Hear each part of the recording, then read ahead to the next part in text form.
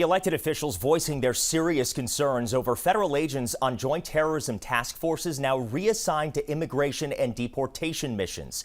Outgoing Senator Dick Durbin, who's promised to see through important issues through the end of his term, telling the I-Team that he fears more elected officials will become targets with fewer resources to protect them.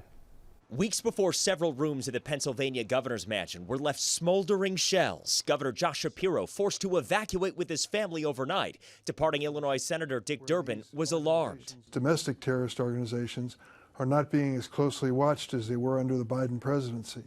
I think they continue to be a threat to the safety of individuals and particularly elected officials. Durbin says the orders coming directly from President Trump to allocate assets and manpower assisting Homeland Security with immigration enforcement and deportations is putting the American people and elected officials at risk from extremists.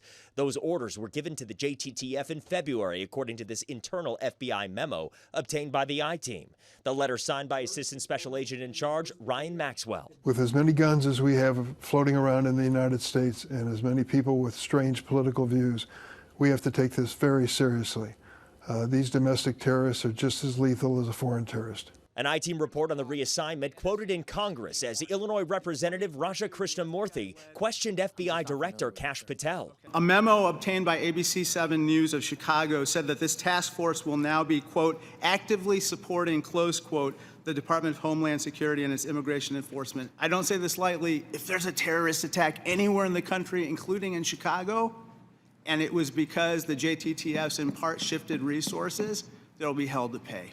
Durbin citing the fact President Trump himself was a victim of extremist political violence in the assassination attempt on the campaign trail. Thank God he survived it, but it's a reminder of the vulnerability of individuals, even those who, in this case, running for president of the United States. The senator sending a letter to Homeland Security Secretary Kristi Noem earlier this month, asking her to reverse what he says are cuts to domestic terrorism prevention efforts, saying, quote, taken together, these moves represent a broad institutional pullback from confronting the full scope of domestic terrorism.